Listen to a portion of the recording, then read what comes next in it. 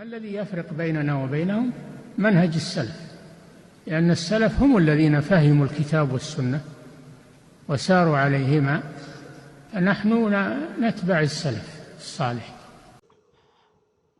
بسم الله والحمد لله والصلاة والسلام على رسول الله وعلى آله وصحبه ومن تبعهم بإحسان إلى يوم الدين. أما بعد، السلام عليكم ورحمة الله وبركاته. அல்லாஹ்வின் அடியார்களே, கேள்வி ஒன்று கேட்கப்பட்டுள்ளது. சகோதர சகோதரிகளே, அதாவது ஒருவர் ஃபஜ்ருடைய தொழுகைக்கு எந்திரிக்கிறார். ஆனால் அவருடைய தூக்கத்திலிருந்து அவர் எந்திரிக்கும் பொழுது மிகவும் குறைவான நேரமே இருக்கிறது அந்த ஃபஜ்ருடைய நேரம். இப்போது தொழுகைய நேரம் முடிந்துவிடும் என்ற அச்சத்தில் அவர் என்ன செய்கிறார் என்றால், உதுவை செய்யாமல் நேரடியாக தயமும் செய்து தொழுதால் அவரால் அந்த நேரத்தில் தொழுது கொள்ள முடியும். குறைந்தபட்சம் ஒரு ரக்அத்தையாவது அவர் தொழுது கொள்ள முடியும் என்பதற்காக உதுவை செய்யாமல், அந்த குறைவான நேரத்தில் உதுவை செய்யாமல் தயமும் செய்து தொழலாமா என்று கேட்கிறார். அவர் ஒருவேளை உதுவை செய்தால் அவருடைய நேரம், ஃபஜ்ருடைய நேரம் முடிந்துவிடும், சூரியன் உதயமாகிவிடும் என்று கேட்கிறார்கள். இதற்கு இப்னு பாஸ் ரஹ்மத்துல்லாஹி அலைஹி இதற்கு தெளிவாக பதில் கூறுகிறார்கள். இன்னும் உலமாக்கள் இதை பற்றி பேசியிருக்கிறார்கள்.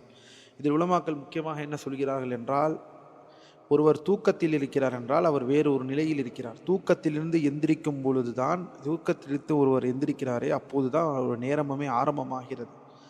அதனால் அவருடைய நேரம் அப்போதுதான் ஆரம்பமாகிறது. அவர் வேண்டும் என்று விடவில்லை அந்த தொழுகையை. தூக்கத்தில் ஆழ்ந்து விட்டார். அந்த தூக்கம் ஆழ்ந்ததின் காரணத்தினால் அவர் எந்திரிக்கிறார். மிக குறைவான நேரமே இருக்கிறது. இந்த இடத்தில் ஷேக் இப்னு பாஸ் ரஹ்மத்துல்லாஹி அலைஹி என்ன குறிப்பிடுகிறார்கள் என்றால், அவர் உது செய்ய வேண்டும் என்று கூறுகிறார்கள்.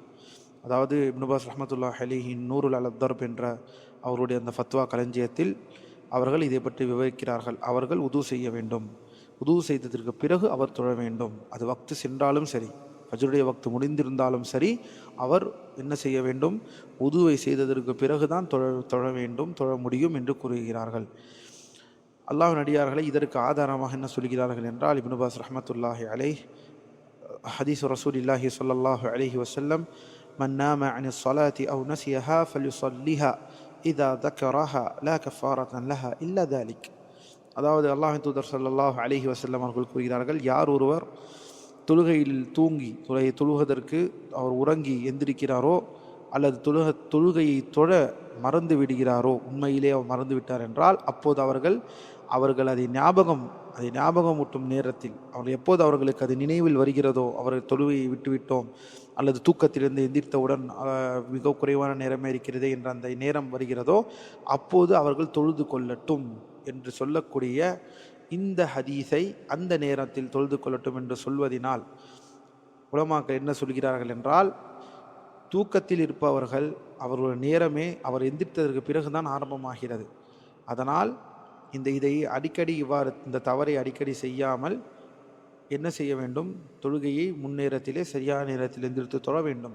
அப்படி ஒரு வேளை குறைவான நேரம்தான் இருக்கிறது என்றால் அவர் அந்த நேரத்தில் தண்ணீர் இருக்கும் பொழுது ஒருபோதும் தயமும் நாம் செய்ய முடியாது. ஏனெனில் தயமுடைய மிக முக்கியமான நிபந்தனை அதம் வாஜிதில் மா, இயலாமை, தண்ணீரை அடைய முடியாத ஒரு நிலையில் இருப்பார். ஒன்று அந்த தண்ணீரை தொட முடியாத ஒரு நோயாளியாக இருப்பார், அல்லது தண்ணீர் உண்மையிலே இல்லாமல் இருப்பார். இப்படிப்பட்ட நேரத்தில் தான் அவர் என்ன செய்ய முடியுமே, அவர் ஒரு தயமும் செய்ய வேண்டுமே தவிர, தண்ணீர் இருந்தும் அவர் தொழுகை நேரம் முடிந்துவிடும் என்பதற்காக அவர் உது செய்யாமல் தொழுகை தொழ முடியாது என்று ஷேக் இப்னு பாஸ் ரஹ்மத்துல்லாஹி அலைஹி குறிப்பிடுகிறார்கள். இதேதான் அல்லாஹ்வின் அடியார்கள் பாரக்கல்லாஹு ஃபீக்கும் ஷேக் இஸ்லாம் இப்னு தைமியா ரஹிமஹுல்லாஹ் அவர்களும் இதை பற்றி கூறுகிறார்கள். என்ன கூறுகிறார்கள் என்றால், ஷேக் இஸ்லாம் அவருடைய கிதாபான இக்தியாராத்துல் ஃபிக்ஹிய்யாவிலே குறிப்பிடுகிறார்கள், மன் இஸ்தைகத ஆகிர வக்தி ஸலாஹ் வஹுவ ஜுனுப் வகாஃப இன் இக்தஸல ஹரஜல் வக்த் இக்தஸல வஸல்ல வலவ் ஹரஜல் வக்த். என்ன சொல்கிறார்கள் இப்னு தைமியா ரஹிமஹுல்லாஹ்?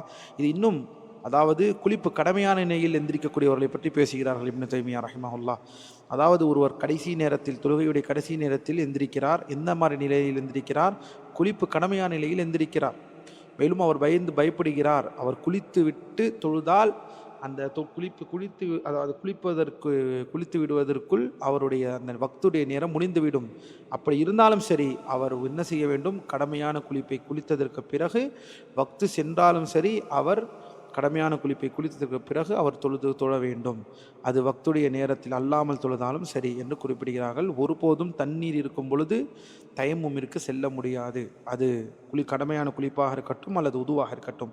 இதே தான் இப்னு உஸைமீன் ரஹிமஹுல்லா அவர்களும் குறிப்பிடுகிறார்கள். தூக்கத்தில் எந்திரிப்பவர் ஒருவர் ஜுனுபாக, அதாவது குளிப்பு கடமையானவராக எந்திரிக்கிறார் என்றால் அவருக்கு தயமும் கிடையாது. ஏனெனில் தண்ணீர் இருக்கும் நேரத்தில் தயமும் செய்யக்கூடாது என்பதை ஷேக் இப்னு உஸைமீன் ரஹிமஹுல்லா அவர்களும் குறிப்பிடுகிறார்கள். அதே ஹதீஸையே இங்கே விவரிக்கிறார்கள்.